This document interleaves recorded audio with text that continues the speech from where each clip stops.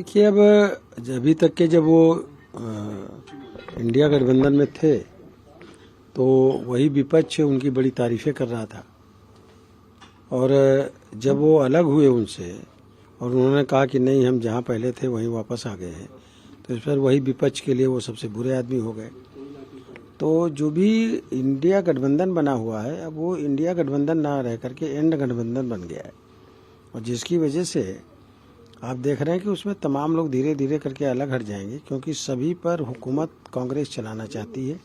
जो भी क्षेत्रीय दल हैं उनको अपने कब्जे में लेकर के अपने हिसाब से उनको हाँकना चाहती है। तो जो लोग नहीं रुक पा रहे हैं उनके साथ, उसका मूल कारण ये है कि उनकी वैचारिक विचारधारा कांग्रेस से मिलती नहीं है।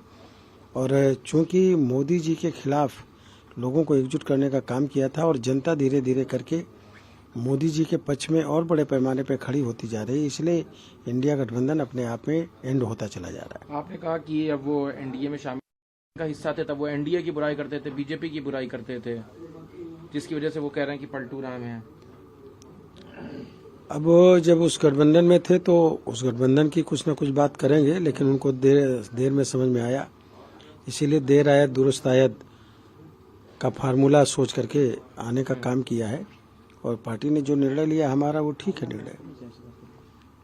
सर, लेकिन अभी जहाँ पे एक तरफ ये रहा है, उसके बाद देखा जा रहा है कि जो ईडी है उसकी पूछताछ लालू प्रसाद यादव हो या झारखंड के मुख्यमंत्री हेमंत सोरेन, इन तक भी अब जो जांच एजेंसियां हैं वो पहुंच चुकी हैं। एक तरफ पूछताछ का क्रम जारी है, जिसको विपक्ष का कहना ये है कि ये चुनावी डर है बीजेपी को, जिसके चलते ये जो जाँच है ये कराई जा रही है।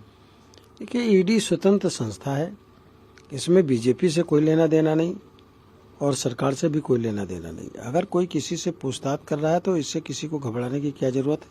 अगर हम नीट एंड क्लीन है तो हमको नहीं घबराना चाहिए, ना परेशान होना चाहिए। जो पूछा जाए उसका जवाब देना चाहिए, और जवाब दे करके अपने को नीट एंड क्लीन अगर है तो नीट एंड क्लीन बताना चाहिए।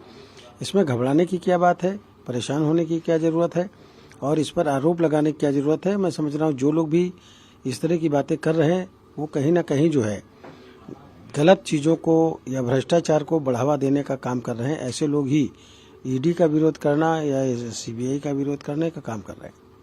सर, अभी देखा गया कि सीए के अभी केंद्रीय अभी उसको लेके शांतनु ठाकुर जो कि केंद्रीय मंत्री हैं, उन्होंने कहा है बंगाल में कि हमारी सबसे बड़ी गारंटी और 7 दिन के अंदर भारत भर में सीएए लागू हो जाएगा, जिसको लेके विपक्ष कहती थी, और चाहे वो कि ये मुस्लिम विरोधी है या इस तरह के बिल इसको कहा जाता था। नहीं, वो देखिए, किसी धर्म विरोधी कानून नहीं बनाया गया, बल्कि वो राष्ट्र के हित में, जनहित के हित में लोगों को के लिए ये कानून बनाया गया, और वो लागू करने पे उसका बाकायदा सर्वे होगा, सर्वेक्षण होगा, और नियमों के निर्देशों के अनुसार।